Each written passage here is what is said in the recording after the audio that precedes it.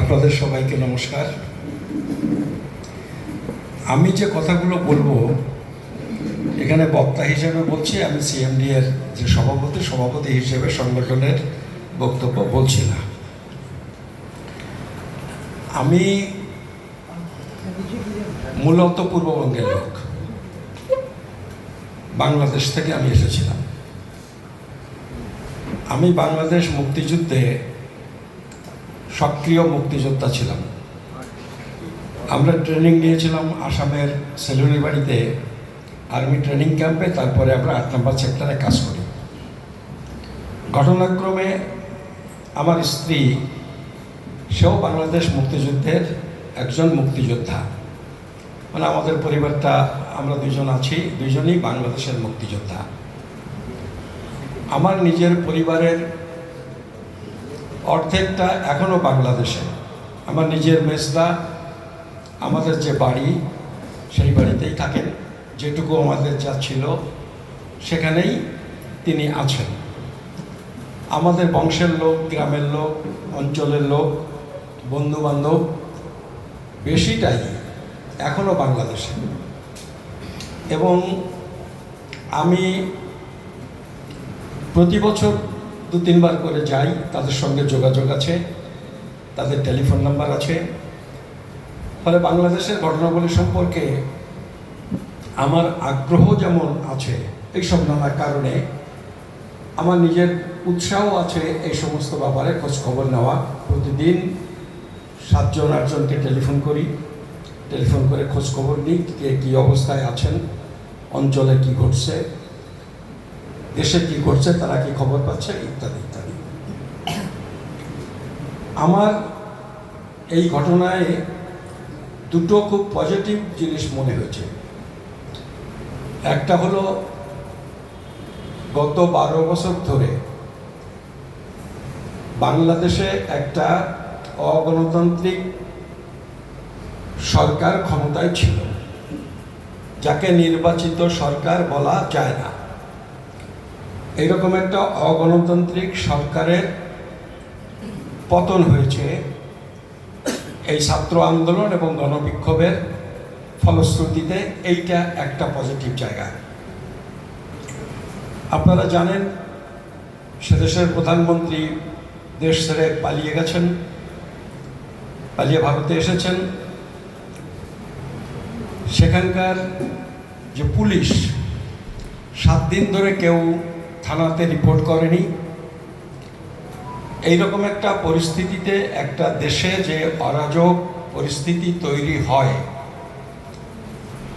আর সাম্প্রতিককালে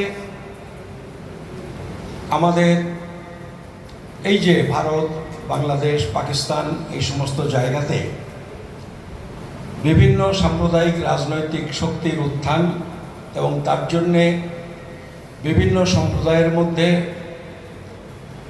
ভুল বোঝাবুঝি, টানাপোড়েন ইচ্ছাকৃতভাবে তৈরি করা হচ্ছে।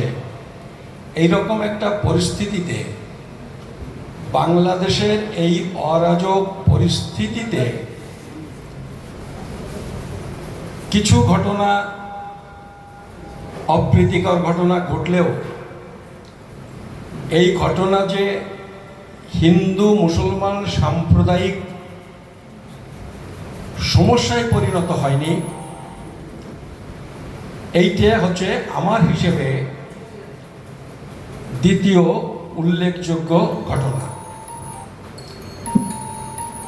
এইটা একটু নোট করা দরকার। আমরা নিশ্চয়ই সবাই চাইব সে দেশে শান্তি এবং স্থিরতা ফিরে আসুক। তা সত্ত্বেও আমাদের কিছু সন্দেহ, কিছু আশঙ্কা নিশ্চয়ই থাকে। এরকম একটা অবস্থার পরে একটা দেশে নানান ধরনের সংকট তৈরি হওয়ার সম্ভাবনা থাকে। আর্থিক সংকট হতে পারে, রাজনৈতিক সংকট হতে পারে, নানান রকমের সংকট তৈরি হওয়ার সম্ভাবনা থাকে। আমি আশা করব যারা এখন ক্ষমতায় আছেন তারা গোটা পরিস্থিতিকে নিয়ন্ত্রণ করে ওই দেশে শান্তি স্থাপন করতে সমর্থ হবেন। দেখুন, ঘটনা নিয়ে আমি আমার মানে ধরুন আমার মেজদা আছে, আমি প্রতিদিন টেলিফোন করি, শুধু খবর নেওয়ার জন্য না, তারা কেমন আছে, কি অসুবিধা আছে। আমার মেজদার জামাই মানে আমাদেরই জামাই, আমাদের ভাইজি ঢাকাতে থাকে, জামাই কলেজে পড়ান, স্কুলে 11-12 স্কুলে আমার ভাইজি পড়ান। আমার দুটো নাতনি, তারা যমজ বোন, তারা 4th ইয়ারে পড়ে ঢাকা ইউনিভার্সিটিতে একজন, আর জগন্নাথ বিশ্ববিদ্যালয়ে আর একজন। স্বাভাবিকভাবে তারা ঢাকাতে আছে, তাদের খোঁজখবর নেওয়াটাও একটা যে ভালো আছে কি কেমন আছে, আর এমনিতে সাধারণভাবে খোঁজখবর নেওয়া। অনেক বন্ধু বান্ধব, তাদের কাছে জিজ্ঞেস করে আমার যেটা মনে হয়েছে, সবাই যে একই রকম রিপোর্ট দিয়েছে ব্যাপারটা তো তা নয়, সবার মূল্যায়ন একরকম হয় না। তাদের সবার সাথে কথা বলে আমার যেটা মনে হয়েছে, সেখানে যে সমস্ত ঘর জ্বালানো, লুটপাট, আক্রমণের ঘটনা ঘটেছে, সেটা মূলত একটা রাজনৈতিক প্রতিহিংসা। রাজনৈতিক প্রতিহিংসা এটাও নিশ্চয়ই আমরা চাই না, আমরা কেউ চাই না, কিন্তু তা সত্ত্বেও আমরা দেখেছি এটা হয় আমাদের দেশে। আমি এরকম অনেক পরিবার জানি, এই ধরুন আমাদের বাড়ির পাশে মজিদ মাস্টারের এলাকা, 2011 সালে সিপিএমের লোকজন ঘরছাড়া হয়েছে, তার বেশ কিছু পরিবার মানে বেশ কিছু লোক যারা কর্মী করছে, তারা আজও ঘরে ফিরতে পারেনি। তারা কিন্তু অধিকাংশই মুসলমান, তার মানে এইটা সাম্প্রদায়িক ব্যাপার তা তো নয়। ফলে সেখানে যারা আওয়ামী লীগ করতেন, সেই সমস্ত আওয়ামী লীগের নেতা ক্ষমতায় থাকলে যেটা ঘটে, বাড়াবাড়িও কেউ কেউ করেন, সবাই করেন না, অল্প কিছু লোকে ক্ষমতার দম্ভে বাড়াবাড়ি করেন। সাধারণত সেরকম কিছু মানুষ আক্রান্ত হয়েছেন, এবং সেটাও যে খুব ব্রুটাল কিছু হয়েছে এই রকম খবর খুব কম। কিছু সংখ্যালঘু মানুষের বাড়িতে আক্রমণ হয়েছে, সেটা খুব কম। তার বেশিরভাগটাই হলো যারা আওয়ামী লীগ করতেন, সেটা সংখ্যালঘু হিসেবে নয়, আওয়ামী লীগ করার কারণে। আমি আমার ঠিক গ্রামের দুটো ঘটনার কথা বলতে পারি, একটা উত্তর দিকে 1 কিলোমিটার দূরে, একটা দক্ষিণ দিকে 3 কিলোমিটার দূরে। আমার বাড়ির উত্তর দিকে যেটা, সেটা শেখর রায় বলে একজন আমাদের ওই ইউনিয়ন কাউন্সিলের চেয়ারম্যান, মানে এখানে যেমন প্রধান, তার বাড়িতে নয়, বাড়ি সামনে বড় উঠোন, তারপরে রাস্তা, সেখানে সেরাস্তা মতো বানিয়েছে, লোকে সার্টিফিকেট টিকেট নিতে আসে।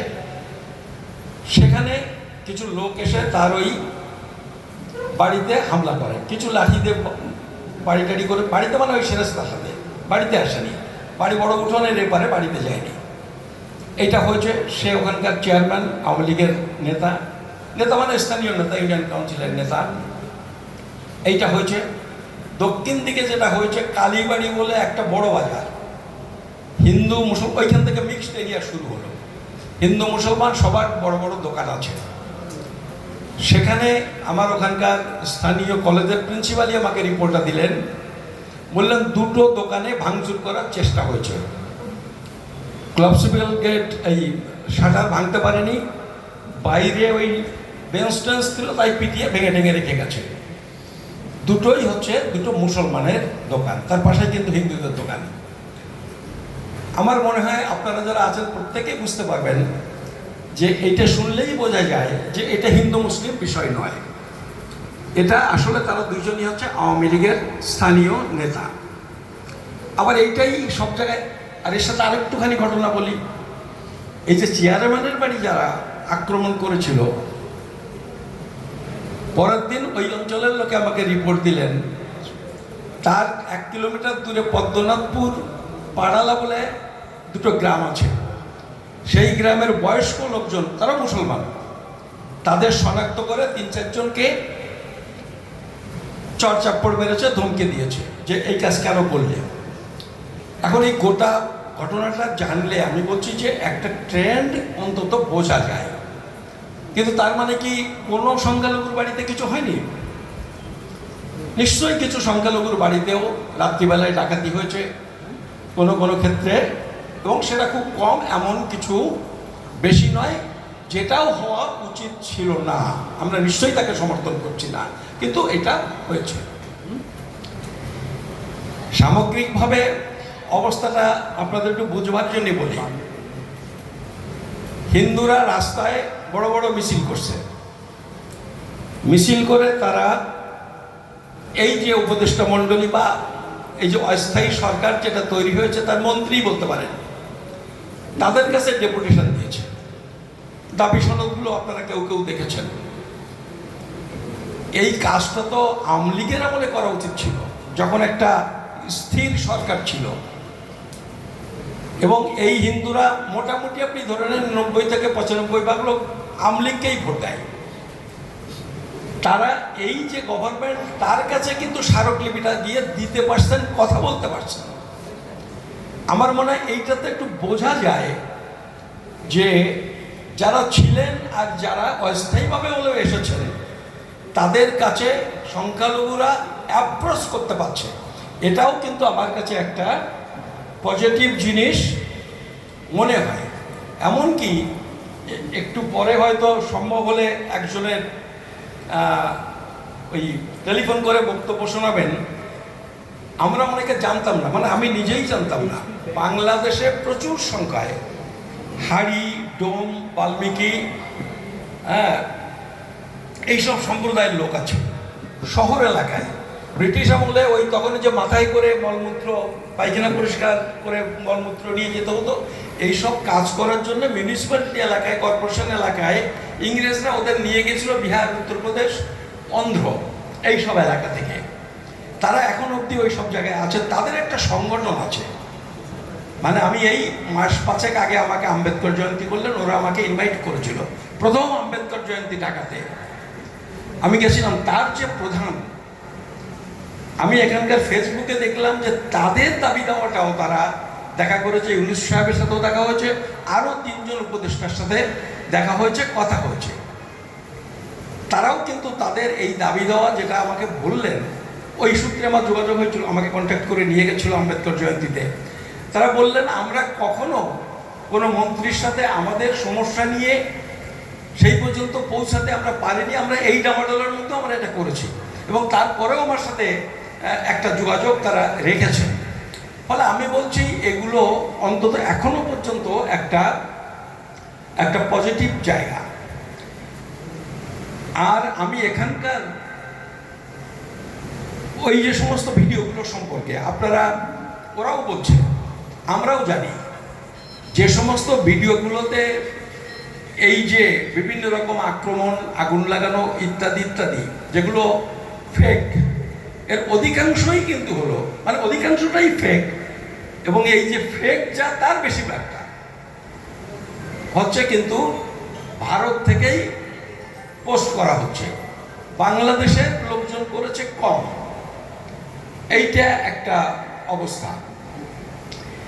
নতুন যেটা ভাবার বিষয়, সেটা হলো হিন্দুরা মিছিল করেছে, সেই মিছিলের স্লোগান কিন্তু জয় শ্রীরাম। সংগঠন হচ্ছে হিন্দু জাগরণ মঞ্চ। আমি গত 7-8 বছর ধরে, মানে আমি আমার অভিজ্ঞতার কথা বলি, আমি গ্রামে যখন যাই, ওই 4-5টা গ্রামে আমার বন্ধু বান্ধব, পরিচিত লোকজন, যে স্বীকৃতি এসছে, অনেকে দেখা করতে আসে, কথা বলতে আসে। 4-5 বছর হলো এটা কমতে কমতে এখন প্রায় 0। এখন ফেসবুকে লিখছে, দেখলে যে কেউ মনে করবে আমি গেলে আমার ওখানে পিটিয়ে হাড়গোড় ভেঙে দেবে। এই পরিবর্তনটা গত 5-7 বছর ধরে শুরু হয়েছে। মানে আরএসএস এবং অন্যান্য তাদের যে উগ্র হিন্দুত্ববাদীদের সংগঠন, তারা এই কাজটা 5-7 বছর ধরে করেছে, এবং সেইটা এই অর্গানাইজ করে তারা কিন্তু এই লোকজনকে নামিয়েছে। এবং এটা মতুয়াদের মধ্যেও তাদের অনুপ্রবেশ হয়েছে। ওখানকার মতুয়াদের মধ্যে অনুপ্রবেশ হওয়ার কারণটা হয়েছে, এখানকার মতুয়ারা আজকে মন্ত্রী হয়েছে কেন্দ্রে, এর প্রভাবটা মতুয়াদের মধ্যেও পড়েছে। ফলে এই যে জায়গাটা, এইটা আমরা, আপনারা যারা এসছেন সবাই হয়তো খুশি নাও হতে পারেন। আমরা তো ভারতে আছি, আমরা তো ধর্মের সাথে রাজনীতিকে মেলানোর পক্ষে নই। ধর্মের সাথে রাজনীতিকে মেলানোর পক্ষে আমি নই, এবং তাতে হয়তো এখানে আপনারা সবাই বলবেন ঠিক। আবার আমি যদি বাংলাদেশের কথা বলি, যে বাংলাদেশেও কিছু ধর্মীয় সংগঠন তারা রাজনীতিটাকে ধর্মের সাথে মেলাতে চাইছে। আমরা এখানে বিরোধিতা করলে বাংলাদেশের ক্ষেত্রে তো আমরা এই ডাবল স্ট্যান্ডার্ড, দুই জায়গায় দুই রকম বলতে পারি না। এইটা কিন্তু বাংলাদেশে আগে ছিল, মেজরিটি যারা, তাদের মধ্যে কিছু ধর্মীয় মৌলবাদী ফ্যানাটিক লোকজন কিছু কাজকর্ম করতেন। আমি বলছি না তাদের সংগঠন তাদের এইসব নির্দেশ দিত। এবার থেকে হিন্দু মৌলবাদেরও মোকাবেলা করতে হবে বাংলাদেশ সরকারের। এইটা বাংলাদেশ সরকার, আমার ধারণা, এই হিন্দুদের মধ্যে ধর্মীয় মৌলবাদ বিপদটা যে কি, এইটা অত ভালো তারা বোঝেন না, তাদেরও এটা বুঝতে হবে। আর ধরুন আমরা এখানে যারা আছি, যেটা বললেন শাহ আলম ভাই, আমরা এই দেশের নাগরিক, আমরা এখানকার হিন্দু, মুসলমান, বৌদ্ধ, খ্রিস্টান, আমরা এই দেশের সবাই সমনাগরিক। আমাদের কোনো সময়ই বাইরের দেশে, প্রতিবেশী দেশে যাই হোক, নিশ্চয়ই আমরা তা নিয়ে আমাদের দুশ্চিন্তা থাকবে, কারণ আমাদের এখনো এই সমস্ত কানেকশনগুলো আছে, মানুষ হিসেবেও থাকে। তা সত্ত্বেও আমরা যেন কখনো প্রভাবিত না হই এই সমস্ত ঘটনায়, কারণ আমরা এখানকার সমনাগরিক। আমার দেশের শান্তি শৃঙ্খলা, সহাবস্থান, ধর্মীয় সম্প্রীতি, সাম্প্রদায়িক সম্প্রীতি রক্ষার দায়িত্ব আমাদের সবার। ফলে আমরা আশা করব বাংলাদেশে যে সমস্ত ঘটনা ঘটেছে, সেটা সংখ্যাগুরুর উপর হোক বা সংখ্যালঘুর উপর হোক, কিছু ঘটনা তো নিশ্চয়ই ঘটেছে, সেগুলো এই সরকার, যেগুলো অন্যায় হয়েছে, যেগুলো আমাদের দেশের আইনে হওয়া উচিত নয়, সেগুলো আইনের আওতায় এনে সেগুলো সুষ্ঠু বিচার করবেন, মীমাংসা করবেন। আর আমরা এখানে তার দ্বারা কোনো ক্রমেই প্রভাবিত হব না। বাংলাদেশের ইতিহাসটা একটুখানি এক কথায় আপনাদের একটু বলি। বাংলাদেশে শেখ মুজিবুর রহমানের সময় থেকেই কিন্তু এই যে একটা কি বলবো, একনায়কতান্ত্রিক বা স্বৈরতান্ত্রিক যে মনোভাব, এটা কিন্তু একবারে শুরু থেকেই মুজিবুর রহমানের সময় থেকেই শুরু হয়েছিল। আপনারা অনেকে জানেন বা অনেকে জানেন না,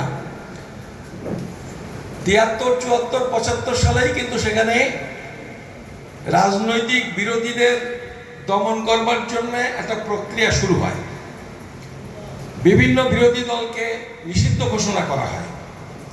একটা স্পেশাল বাহিনী তৈরি হয়েছিল, যার নাম হলো রক্ষী বাহিনী নাম দিয়ে, ওই মুজিবুর রহমান বলতেন লাল ঘোড়া দাবড়াবো, তাই দিয়ে এই যে গুম খুনের যে কথা আমরা শুনছি হাসিনার সময়ে, এইটা কিন্তু ওই সময়ই শুরু হয় ব্যাপক হারে, অতটা বোধহয় এখন হয়নি। এবং সমস্ত বামপন্থী কর্মীদের, আমি ওই সময় 2 বছর 2.5 বছর জেলে ছিলাম, বাংলাদেশের জেলে। সমস্ত বামপন্থী নেতা কর্মীদের দিয়ে জেলখানা ভর্তি ছিল। আমি 2 বছর 2.5 বছরের মধ্যে যশোর সেন্ট্রাল জেলে ছিলাম, একজনও রাজাকারের সাথে কিন্তু আমার পরিচয় ঘটেনি। তাই একটা দেশের বামপন্থী লোকজন, একটা নতুন দেশ গড়তে হবে, একটা অসাম্প্রদায়িক চেতনার উন্মেষ ঘটাতে হবে, একটা ধর্মনিরপেক্ষ দেশ সংগঠিত করতে হবে। বামপন্থীদের জেলের মধ্যে ঢুকিয়ে, বামপন্থীরা ছাড়া আর কেউ এই কাজে সরকারের শক্ত সমর্থক আর থাকে, তারা তো সবসময় সরকারের পাশে দাঁড়াবে। কন্ট্রাডিকশন দল হিসেবে, পার্টি হিসেবে থাকতে পারে, কিন্তু মৌলিকভাবে তো তারা সবসময় পাশে থাকার কথা। একটা সরকার যদি তাদের সবাই জেলে ঢুকিয়ে দেয়, এবং তারই ফলাফল হয়েছিল। ফলাফল মানে একটাই না, শুধু ওইটা না, আরো অনেক কারণ ছিল।